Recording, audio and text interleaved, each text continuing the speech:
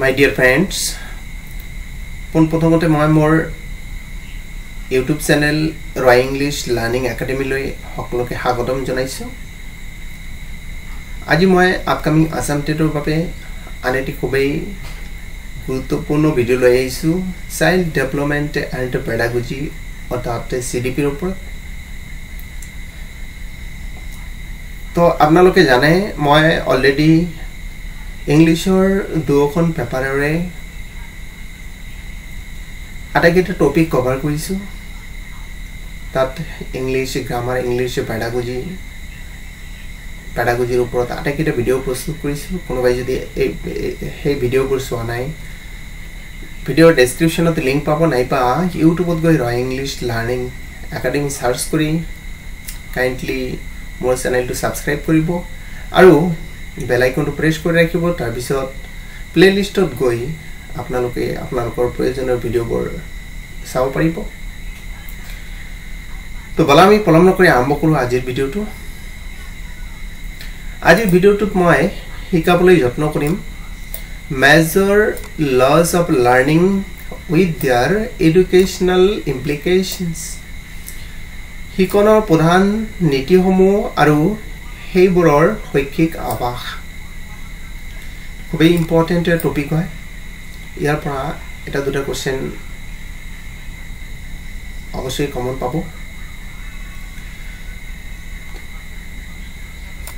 তো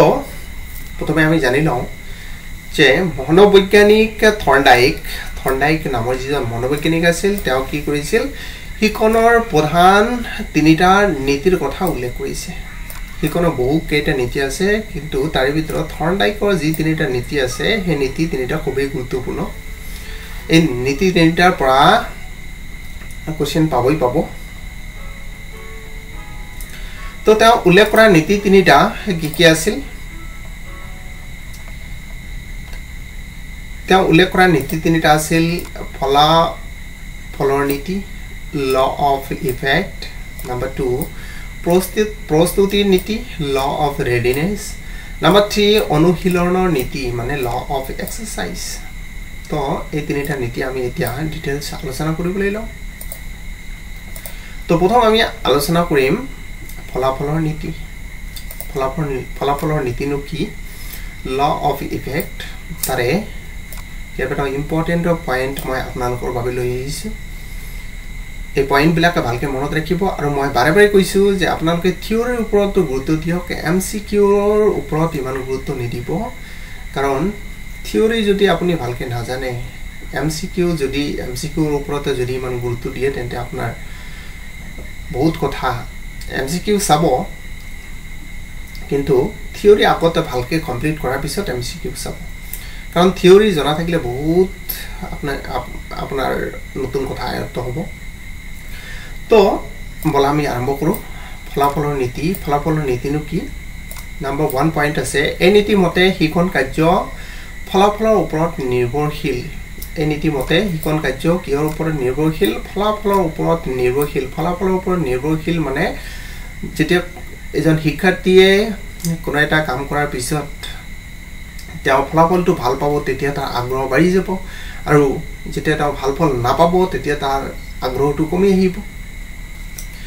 তাকে কি ফলাফল নীতি বুলি কোৱা হয়। তো এই নীতিমতে শিক্ষণ কাৰ্য কাৰ ওপৰত নিৰ্ভৰশীল? ফলাফলৰ ওপৰত নিৰ্ভৰশীল। নেক্সট পইণ্ট, যদি কোনো কাৰ্যৰ ফলাফল সন্তোষজনক হয়, শিক্ষাৰ্থীয়ে তাক পুনৰ কৰিবলৈ বেছি আগ্ৰহী হয়। আগতে কোৱা হ'ল, যদি কোনো এজন শিক্ষাৰ্থীয়ে কামটো কৰাৰ পিছত মানে তৃপ্তি লাভ কৰে, তেতিয়া শিক্ষাৰ্থীজনে সেই কামটো কৰাৰ বাবে বেছিকৈ কি হয়? আগ্ৰহী হয়। নেক্সট, আকৌ যদি কোনো কাৰ্যৰ ফলাফল সন্তোষজনক নহয়, শিক্ষাৰ্থীয়ে তাক পুনৰ কৰিবলৈ বেছি আগ্ৰহী নহয়। নেক্সট আহিছোঁ যে অলপ আগতে ক'লোঁ যে শিক্ষাৰ্থীজনে যেতিয়া কামটো কৰাৰ পিছত তেওঁ কি আনন্দিত হ'ব বা কামটো তেওঁ আশা কৰা মতে ফল পাব, তেতিয়া তেওঁ কি কামটো কৰাৰ বাবে আগবাঢ়ি আহিব। আৰু যেতিয়া তেওঁ কি কামটো কৰাৰ পিছত তেওঁ সন্তুষ্টি লাভ নকৰিব, তেতিয়া তেওঁ কামটো পৰৱৰ্তী সময়তো কৰাৰ বাবে কি ইমান আগ্ৰহী নহ'ব। নেক্সট এই নীতিক সন্তুষ্টি আৰু অসন্তুষ্টি নীতি বুলিও কোৱা হয় মনত ৰাখিব ফলাফলৰ নীতিক আকৌ কি সন্তুষ্টি আৰু অসন্তুষ্টিৰ নীতি বুলিও জনা যায় নেক্সট পয়েন্ট এই নীতিক আকৌ আনন্দ আৰু বেদনাৰ নীতি বুলিও ক'ব পাৰি এই নীতিক আকৌ কি এই পয়েন্ট কিটা মনত ৰাখিব যে ফলাফলৰ নীতিক আকৌ কি সন্তুষ্টি আৰু অসন্তুষ্টিৰ নীতি বুলিও কোৱা হয় নাইবা আনন্দ আৰু বেদনাৰ নীতি বুলিও কোৱা হয় নাইবা পুৰস্কাৰ আৰু শাস্তিৰ নীতি বুলিও কোৱা হয় এই তিনিটা পয়েন্ট ভালকে মনত ৰাখিব যে কোনটো নীতিক তলৰ কোনটো নীতিক কেনেকুৱা কোশ্চেন আহিব পাৰে যে তলৰ কোনটো নীতিক পুৰস্কাৰ আৰু শাস্তিৰ নীতি নাইবা আনন্দ আৰু বেদনাৰ নীতি নাইবা সন্তুষ্টি আৰু অসন্তুষ্টিৰ নীতি বুলি কোৱা হয় তো আমি সদৌ শেষতে কি পালো যে ফলাফলৰ নীতি হল যে কোনো এটা কাম কৰাৰ ফলত যদি কোনোবাই মানে সন্তোষজনক বা সন্তুষ্টিজনক যদি ফল পায় তেতিয়া তেওঁ কাম কৰাৰ বাবে আগ্ৰহী হয় আৰু যদি তেওঁ কামটো কৰাৰ পিছত সন্তুষ্টি নাপায় তেন্তে তেওঁ কামটো পৰৱৰ্তী সময়ত কৰাৰ বাবে কি দ্বিধাবোধ কৰে তো এই আছিল ফলাফলৰ নীতি এতিয়া আমি শৈক্ষিক জগতত এডুকেশনাল ইমপ্লিমেন্ট ইয়াৰ কি আছে মানে শৈক্ষিক জগতত ইয়াৰ প্ৰভাৱ কি আছে Educational implications of law of effect educational implementations of law of effect মানে ফলাফল নীতিৰ শৈক্ষিক আভাস ফাৰ্স্ট আইছো এই নীতিৰ জৰিয়তে শিক্ষাৰ্থীক পুৰস্কাৰ আৰু প্ৰশংসাৰ দ্বাৰা পঢ়াৰ প্ৰতি আগ্ৰহী কৰি তুলিব পাৰি যদি আমি কি এই নীতিৰ জৰিয়তে শিক্ষাৰ্থীক কি কৰো পুৰস্কৃত কৰো বা প্ৰশংসা কৰো তেন্তে আমি কি লৰাছলি কি কৰিব পাৰি আগ্ৰহী কৰিব পাৰি নেক্সট শিক্ষক এজনে শিক্ষাৰ্থীৰ পছন্দৰ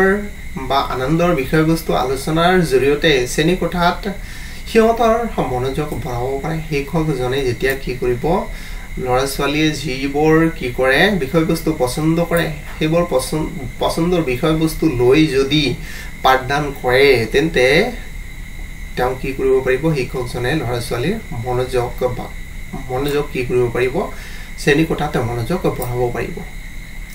নেক্সট শ্ৰেণী কোঠাতে শিক্ষাৰ্থীৰ উৎসাহ আৰু মনোযোগ বঢ়াবলৈ সহজৰ পৰা কঠিন এই নীতি অনুসৰি বিষয়বস্তু উপস্থাপন কৰিব লাগে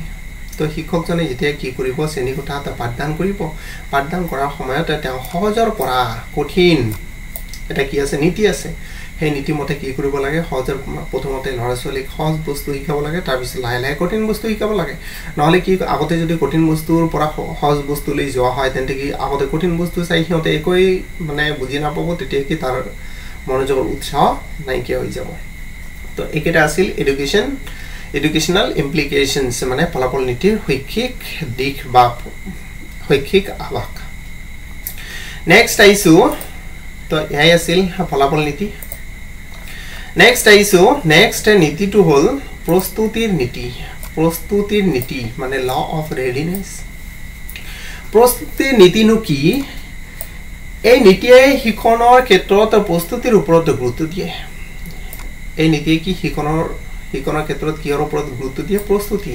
প্ৰস্তুতিৰ ওপৰত কি দিয়ে গুৰুত্ব দিয়ে তাৰপিছত যেতিয়া এজন শিক্ষাৰ্থীয়ে কোনো বিষয় শিকিবৰ বাবে প্ৰস্তুত হয় তেতিয়া সোনকালে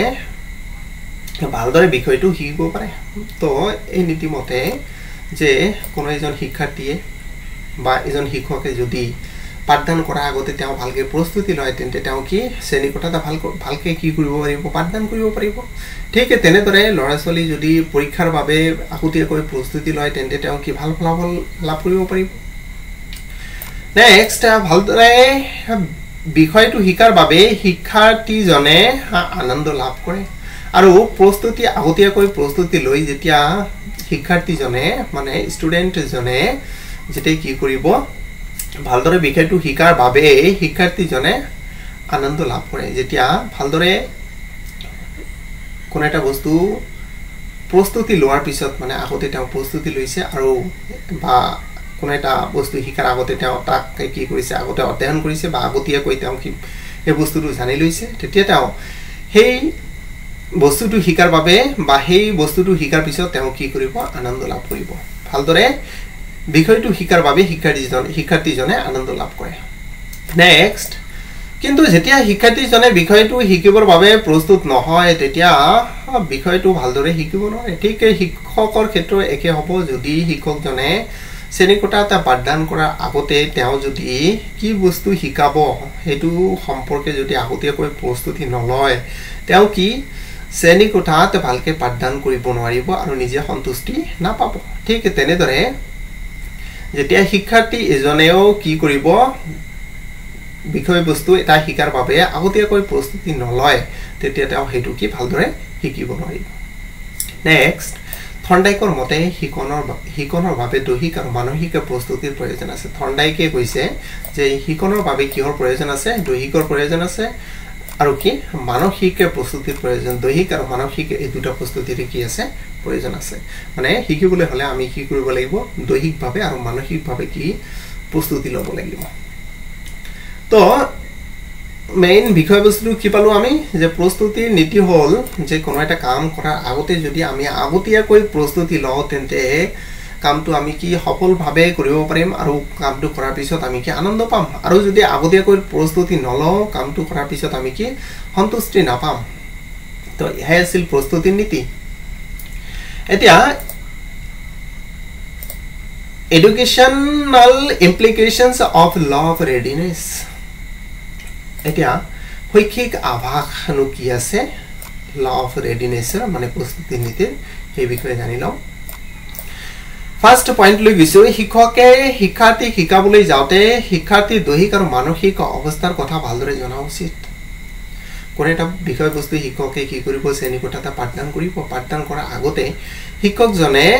জনা উচিত ভালকৈ জনা উচিত যে তেওঁ যিটো বস্তু উপস্থাপন কৰিব গৈ আছে হেতু শিক্ষকে শিক্ষাৰ্থীক শিকাবলৈ যাওঁতে শিক্ষাৰ্থীৰ দৈহিক আৰু মানসিক অৱস্থা কথা ভালদৰে জনা উচিত তো শিক্ষকে যেতে কি কৰিব শ্ৰেণীকোঠাত পাঠদান কৰিব পাঠদান কৰাৰ আগতে তেওঁ ভালকৈ শিক্ষাৰ্থীৰ মনোভাৱ দৈহিক আৰু মানসিক মনোভাৱ ভালকৈ জনা উচিত যেতিয়া তেওঁ দৈহিক আৰু মানসিক মনোভাৱ ভালকৈ জানি লৈ কি কৰিব মানে পাঠটো উপস্থাপন কৰিব তেতিয়া তেওঁ কি ভাল ফল লাভ কৰিব বা সুচাৰু ৰূপে কি তেওঁ কি কৰিব পাৰিব পাঠদান কৰিব পাৰিব নেক্সট আইছো যদি শিক্ষাৰ্থীয়ে পাঠটো শিকাৰ বাবে প্ৰস্তুত হয় তেতিয়া পাঠটো আৰম্ভ কৰিব লাগে যেতিয়া আপুনি গৈ কেনে ক্লাছতে দেখিলে যে শিক্ষাৰ্থীক আপুনি যিটো পাঠ পঢ়াবলৈ গৈ আছে সেইটো শিকাৰ বাবে সকলোৱে কি আছে প্ৰস্তুত আছে তেতিয়া আপুনি কি কৰিব পাৰে পাঠটো আৰম্ভ কৰিব পাৰে আৰু যদি প্ৰস্তুত নাই তেতিয়া আপুনি কি আৰম্ভ কৰিব নালাগে কাৰণ হয়তো পাঠটো শিকাৰ পিছত শিক্ষাৰ্থী কি আপুনি পাঠটো শিকালে সিহঁতৰ মনোযোগ নথকাৰ বাবে সিহঁতে কি পাঠটো ভালকৈ শিকিব নোৱাৰিব নেক্সট প্ৰয়োজন হলে শিক্ষকে এই ক্ষেত্ৰত শিক্ষাৰ্থীৰ মনত অভিপ্ৰায়ৰ সৃষ্টি কৰিব পাৰে আৰু উপযুক্ত পাঠ্যক্ৰম বাছনি কৰিব পাৰে তো প্ৰয়োজন সাপেক্ষে শিক্ষকে কি কৰিব পাৰে শিক্ষাৰ্থীৰ মনত অভিৰুচন মানে সিহঁতক পাঠটো আৰম্ভ কৰাৰ আগতে তেওঁ কি কৰিব পাৰে শিক্ষাৰ্থীসকলৰ বাবে মোটিভেশ্যন কৰিব শিক্ষাৰ্থীসকলক মোটিভেট কৰিব পাৰে যে বিভিন্ন উপায়ে শিক্ষাৰ্থীসকলক কি মোটিভেট কৰাৰ পিছত তেওঁ কি কৰিব পাৰে পাঠদান কৰিব পাৰে তো এয়াই আছিল প্ৰস্তুতি নীতিৰ মূল আভাস এতিয়া আমি নেক্সট গৈছো অনুশীলনৰ নীতি মানে গম পায় ল অফ এক্সাৰসাইজ অনুশীলনৰ নীতি মানে ল অফ এক্সাৰসাইজ তো ফাৰ্স্ট পয়েন্ট এই নীতি মতে শিকনৰ বাবে অনুশীলনৰ দৰকাৰ এই নীতি মতে শিকনৰ বাবে আমি বাৰে বাৰে কি অনুশীলন মানে এক্সাৰসাইজ কৰা দৰকাৰ নেক্সট পয়েন্ট ক্ৰিয়াৰ পুনৰাবৃত্তিয়ে উদ্দীপক আৰু প্ৰতিক্ৰিয়াৰ মাজত সংযোগ অধিক শক্তিশালী কৰি তোলে যেতিয়া আমি কোনো এটা কাম মানে বাৰে বাৰে কৰাৰ পিছত তেতিয়া কি হ'ব উদ্দীপক আৰু প্ৰতিক্ৰিয়াৰ মাজতে যিটো সংযোগ সেই সংযোগটো কি হ'ব অধিক শক্তিশালী হ'ব আৰু তেতিয়া কি হ'ব ফলপ্ৰসূ পাঠদান হ'ব নেক্সট যেতিয়া এটা কাম সঘনে কৰা হয় ই সহজ আৰু শক্তিশালী হৈ উঠে তো অনুশীলন নীতিটি কি কৰা হয় কোনো এটা অনুশীলন মানে এক্সাৰসাইজ এটা আমি সকলোৱে জানো যে যেটো বস্তু লৈ আমি সকলো সময়তে চৰ্চা কৰি থাকিম তেতিয়া সেই বস্তুটো কি সহজ সকলো সময়তে কি হয় সহজ হয় তো যেতিয়া এটা কাম সঘনে কৰা হয় ই সহজ আৰু শক্তিশালী হৈ পৰে তো অনুশীলন নীতিতে যেতিয়া কি কোনো এটা কাম বাৰে বাৰে কৰি থকা হয় তেতিয়া পিছত এই কামটো কি হয় সহজ হৈ পৰে কাৰণ সেই কামটো সম্পৰ্কে জনা হয় এক্সপেৰিয়েন্স হয়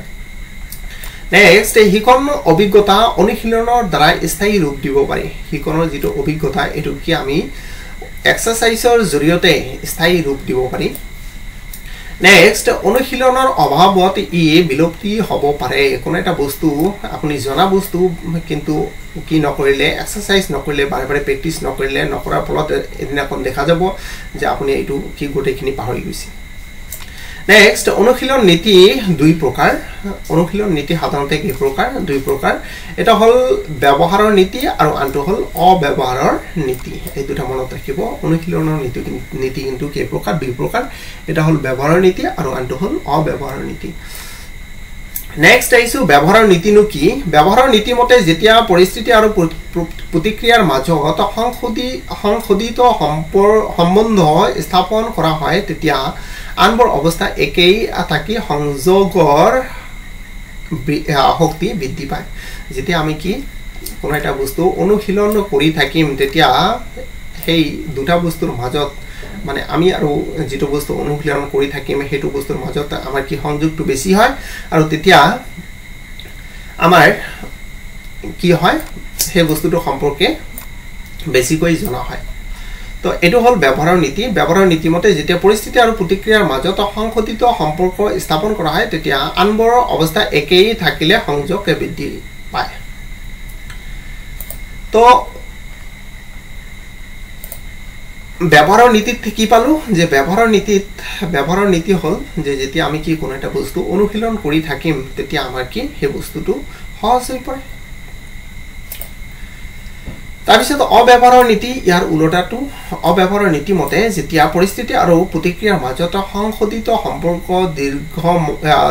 দীৰ্ঘ সময় ধৰি স্থাপন কৰা নহয় তেতিয়া সেই সংযোগ শক্তি কমি যায় যে কোনো এটা বস্তু আমি কি জনা বস্তু সেই জনা বস্তুটো কি নকৰিলো আমি প্ৰেক্টিস নকৰিলো তো প্ৰেক্টিস নকৰাৰ ফলত আমাৰ কি দীৰ্ঘদিন ধৰি প্ৰেক্টিস নকৰাৰ ফলত আমাৰ হেতু কি মেমৰিৰ পৰা নাইকিয়া হৈ যায় লাহে লাহে তো এইকেইটাই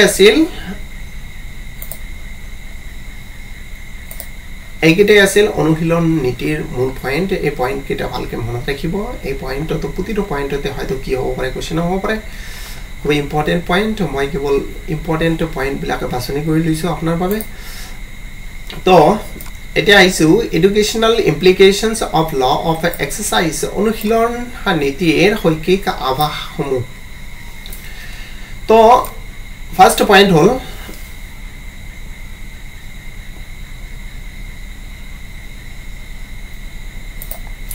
ফাৰ্স্ট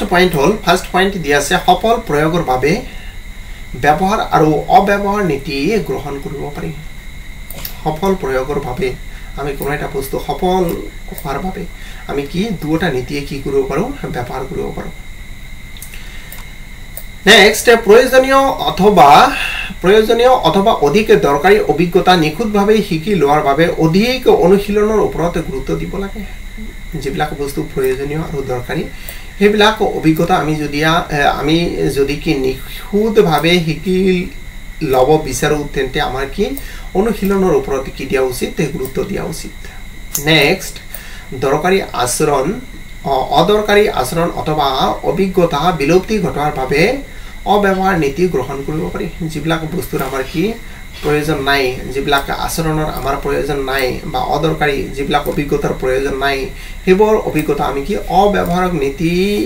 প্ৰয়োগ কৰি বা গ্ৰহণ কৰি আমি কি কৰিব পাৰো হেবৰ আতৰাব পাৰো নেক্সট ব্যৱহাৰৰ নীতিৰ জৰিয়তে অনুশীলনৰ পুনৰাবৃত্তিয়ে শিকন কাৰ্য অধিক সজীৱ আৰু সক্ৰিয় কৰি তুলিব পাৰে আমি যেতিয়া ব্যৱহাৰৰ নীতি প্ৰয়োগ কৰিম তেতিয়া কি বাৰে বাৰে কোনো এটা বস্তু বাৰে বাৰে কি পুনৰাবৃত্তি কৰিম বা বাৰে বাৰে কি কৰিম অনুশীলন কৰাৰ পিছত কোনো এটা বস্তু কোনো এটা কাৰ্য কি হ'ব পাৰে অধিক সজীৱ আৰু সক্ৰিয় কৰি তুলিব পাৰি আমি তো এআই আছিল আজিৰ ভিডিঅ'টো ভাল লাগিলে অৱশ্যই মোৰ চেনেলটো সাবস্ক্ৰাইব কৰক আৰু বেল আইকনটো প্ৰেছ কৰি ৰাখক যাতে মই পৰৱৰ্তী ভিডিঅ' আপলোড কৰাৰ লগে লগে সোনকালে নটিফিকেশ্যনটো পাই যায় ধন্যবাদ